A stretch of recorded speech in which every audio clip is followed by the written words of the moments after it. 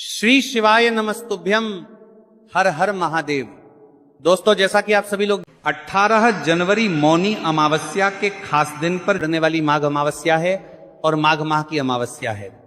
अगर कभी भी मौका लग जाए तो माघ माह का सोमवार अमावस्या के दिन तो आप लोगों को सिर्फ और सिर्फ तुलसी की सूखी लकड़ी वाला उपाय तो अवश्य ही करना चाहिए। इन दोनों का संयोग बहुत ही कम आता है। इसी के साथ में गुरुजी ने अपनी शिव पुराण कथा में बताया है कि इस दिन आपको तुलसी की सूखी लकड़ी वाला उपाय तो आपको अवश्य ही करना चाहिए। मैंने आपको लकड़ी वाला उपाय तो अवश्य ही करना चाहिए, क्योंकि ऐसा दिन पूरे साल में सिर्फ एक ही बार आता है। और दोस्तों, आप सभी लोग जानते हो कि सोमवार का अगर सबसे बड़ा कोई उपाय है तो वह तुलसी की सूखी लकड़ी वाला उपाय है। तो दोस्तों, सोमवार अमावस्या के दिन आप लोगों के मेरा करना चाहिए, कोई इस तुलसी की सूखी लकड़ी वाला उपाय को जरूर करना है। बहुत सारे लोग होंगे जिन लोगों ने इस उपाय को ना किया हो, मतलब पूरा साल निकल गया, उन्होंने किसी भी दिन इस तुलसी की सूखी लकड़ी वाला उपाय को ना किया हो। पर दोस्तों, आपके पास एक आखिरी मौका बचा हुआ है, जो कि सोमवार अमावस्या के दिन है। इस दिन आप लोगों को इस वाले उपाय को जरूर कर लेना है। भले ही आपने पूरे महीने भर इस उपाय को ना किया हो, पर अगर आपने इस माघ माह के सोमवार अमावस्या के दिन अगर इस वाले उपाय को कर लिया तो आपको इस उपाय को करने का वह फल मिलेगा जिसकी आपने कभी कल्पना भी नहीं करी होगी। इसीलिए आप लोग इस वाले उपाय को एक बार जरूर कर लेना है, ताकि आपके हाथ से यह मौका ना जा सके और आपको इस उपाय को करने का फल मिलेगा। दोस्तों, यह उपाय पंडित जी ने अपनी अभी की ही श्री शिव महापुराण की कथा में बताया है, जिस उपाय को आज हम आपको बहुत अच्छे से समझाने वाले हैं। इस वीडियो को देखने के बाद उपाय को समझने के लिए आपको कोई और वीडियो को देखने की जरूरत नहीं पड़ेगी। तो चलिए दोस्तों, उपाय को शुरू करते हैं। देखिए, ये इस माघ मास सोमवार अमावस्या के दिन ये इतना खास होता है, इतना महत्वपूर्ण होता है। देखा गया है कभी कभी बड़े बड़े पूजा पाठ अनुष्ठान से जो कि मनोकामना पूर्ण नहीं होते, वहां माघ माह की सोमवार अमावस्या के दिन एक छोटे से उपाय करने से ही आपकी मनोकामना पूर्ण हो जाती है। और बहुत सारे लोगों ने इस उपाय को किया भी है, पर उनको इस उपाय को करने का फल भी जरूर मिला है। अगर आप लोग भी पूछी जाए निप्रामण्य प्रचार की परमा इस उपाय को करना चाहते हैं, तो आप इस उपाय को पहले अच्छे से समझ लेना, सुन लेना, उसके बाद करना। आपको इस उपाय का फल जरूर मिलेगा। और इस उपाय को कर लेने से आपके घर में चाहे किसी भी प्रकार की दुख और समस्या क्यों ना चल रही हो, आपको उसका कारण भी नहीं पता है कि भाई ये समस्या किस कारण से चल रही है। उसका कुछ भी कारण हो सकता है, जैसे पितृदोष हो सकता है या किसी भी तरह का मंगल दोष भी हो सकता है।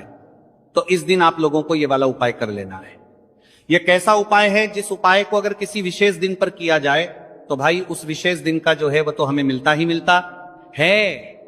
पर हमने उस दिन पर इस उपाय को किया है तो हमें उससे भी बड़ा फल मिलता है, और फल बहुत जल्द ही मिलता है, क्योंकि आप इस उपाय को बहुत ही बड़े और विशेष दिन पर कर रहे हो। तो चलिए अब उपाय के बारे में बात करते हैं, लेकिन उससे पहले आप लोगों में को यह जानना आवश्यक है कि आखिर यह उपाय किस समय करना है, किसको करना है और कैसे करना है। तो चलिए हम आगे आपको वीडियो में एक एक कर बता देते हैं। लेकिन उससे पहले अगर आप लोग हमारे चैनल पर पहली बार आए हैं या फिर मेरी आवाज आज पहली बार सुन रहे हैं, तो हमारे चैनल को सब्सक्राइब जरूर कर लेना, और इस वीडियो को लाइक करके कमेंट बॉक्स में श्री शिवाय नमस्तुभ्यं, ओम नमः शिवाय जरूर टाइप कर देना। तो दोस्तों, इस तुलसी की सूखी लकड़ी वाला उपाय को हमें सोमवार अमावस्या के दिन कैसे करना है, किसको करना है, किस समय करना है और कहां पर करना है, ये सारे सवालों के जवाब आपको इस वीडियो में मिल जाएंगे। और जो ये वीडियो देखेगा भाई, उसको तुलसी की सूखी लकड़ी वाला उपाय जरूर करना चाहिए, क्योंकि इस दिन काला तिल का भी बहुत ही बड़ा और विशेष महत्व होता है। और जब बात आ जाए तुलसी की सूखी लकड़ी वाला उपाय की, तो ये सोने पर सुहागा वाली बात हो जाती है, और ये एक बहुत ही बड़ा उपाय होता है। अब दोस्तों, इस तुलसी की सूखी लकड़ी उपाय को आखिर करना किसको है, सबसे पहले हम लोग वो बात जान लेते हैं। तो देखो, घर की जो बड़ी माताएं बहनें होती हैं, उन माताओं बहनों में से कोई भी एक बड़ी माता बहन इस वाले उपाय को कर सकती है। और दोस्तों, अगर आप चाहे तो अपने घर में से सभी सदस्यों को भी इस उपाय को करवा सकते हैं। अगर किसी व्यक्ति की खुद की कोई मनोकामना है, खुद की कोई दुख और परेशानी है जो कि वो अपने लिए ही करना चाहता है, इस वाले उपाय को तो वो खुद अपने लिए भी कर सकता है। बाकी अगर कोई घर में से ऐसा है जो कि अपने पूरे घर परिवार की सुख और शांति के तुल्य लिए ये वाला उपाय करना चाहता है तो भाई वो भी कर सकता है। हो सकता है उसमें भी कोई दिक्कत वाली बात नहीं है। कहने का मतलब यह है कि इस उपाय को हर एक सदस्य भी कर सकता है और पूरे घर परिवार के सदस्य के लिए घर की बड़ी माताओं बहनों में से कोई एक माता बहन भी कर सकती है। माताएं बहनें अगर घर में उपस्थित ना हो या वह यह वाला उपाय ना कर पा रही हो तो फिर घर का कोई बड़ा सदस्य भी इस तुलसी की सूखी लकड़ी वाला उपाय को कर सकता है, चाहे फिर वह पुरुष ही क्यों ना हो, उसमें कोई भी दिक्कत वाली बात नहीं है। उसके बाद में दोस्तों जो अगला प्रश्न निकल कर आता है वो ये आता है इस उपाय को लेकर के कि आखिर इस उपाय को हमें किस समय करना है, सुबह के समय करना है कि शाम के समय करना है। तो देखो, इस वाले उपाय को आप लोग सुबह के समय भी कर सकते हो और शाम के समय प्रदोष काल में भी कर सकते हो।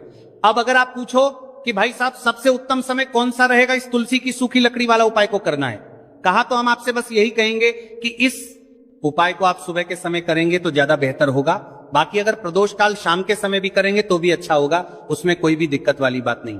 तो अब दोस्तों जो अगली सबसे बड़ी और महत्वपूर्ण बात आती है वो ये आती है कि सुबह अगर हम उपाय को करेंगे तो हमें कितने बजे से लेकर कितने बजे तक के बीच में करना है, और शाम के समय प्रदोष काल में करेंगे तो हमें कितने बजे से लेकर कितने बजे के बीच में करना है। तो देखो, सुबह जितनी जल्दी हो सके आप उपाय को करने की कोशिश करना।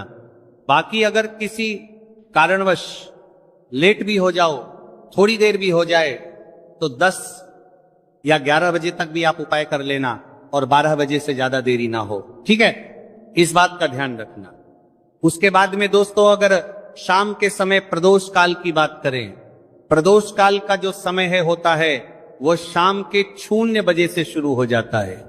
मतलब शाम के 6 प्रदोष काल की बात करें 0 बजे से शुरू हो जाता है। मतलब शाम के 0 बजे से शुरू हो जाता है, 0 बजे से शुरू हो जाता है। लेकर 7 के बीच का जो समय होता है यह समय प्रदोष काल का समय होता है।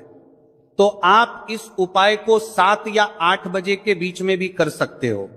मतलब शाम के 0 बजे से रात 8:00 बजे के बीच में आप कभी भी इस वाले उपाय को कर सकते हो, उसमें कोई भी दिक्कत वाली बात नहीं है। देखिए, यदि हम किसी ई प्रकार के उपाय को निश्चित दिन और निश्चित तिथि पर करते हैं तो इसका हमें बहुत अधिक लाभ मिलता है और इन उपायों को करने के बाद हमारे जीवन में बहुत अधिक पर परिवर्तन आता है। साथ ही साथ ये जो उपाय आपके जीवन की सारी परेशानियों को और सारी बाधाओं को दूर करने वाले हैं। देखिए दोस्तों, आज के इस पूरे वीडियो में हम आपको 3 चमत्कारिक उपाय बताने वाले हैं और ये तीनों ही उपाय बहुत ही खास और बहुत ही ज्यादा विशेष होने वाले हैं। तो चलिए दोस्तों, जाने वाले हैं, लेते हैं गुरुजी द्वारा बताए गए सबसे पहले उपाय के बारे में। अश्विन महाधन प्राप्ति उपाय, तुलसी की सूखी लकड़ी घर में रख देना, बहुत जल्दी करोड़पति बनोगे। इतना पैसा पत्र से बंदोरपति बनोगे, बरसेगा। राधे धे दोस्तों, आपको किसी भी दिन तुलसी की सूखी लकड़ी का उपाय घर पर करना है और ऐसा समझ लीजिए कि तुलसी की सूखी लकड़ी का यह उपाय आपको बहुत जल्दी करोड़पति बनाएगा। क्योंकि जो मेरी अश्विन का महीना है यह श्री हरि विष्णु को सबसे प्रिय महीना है। तो देखिए, स्कंद तनगरसर करते हैं। पुराण में आता है कि भगवान विष्णु को सबसे प्रिय अगर कोई महीना है तो वह आश्विन का ही महीना है। और आश्विन के महीने में तुलसी के उपाय रातों रात आपके भाग्य को चमकाते हैं। ऐसे में आज की वीडियो में हम आपको तुलसी के ऐसे उपाय बताने जा रहे हैं जो रातों रात आपका भाग्य चमकाएंगे और बहुत जल्दी आपको महादानी बनाएंगे। तो देखिए, श्री हरि विष्णु प्रसन्न होते हैं जब भी आप मां तुलसी से जुड़ा हुआ कोई भी उपाय करते हैं।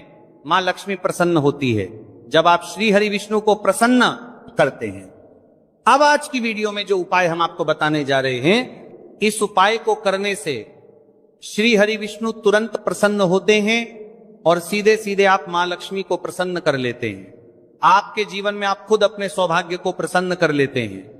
इसकी तरफ करने के भी आपके जीवन में आप खुद अपने सौभाग्य को प्रसन्न कर लेते हैं, प्राप्त कर लेते हैं इस छोटे से उपाय को करके।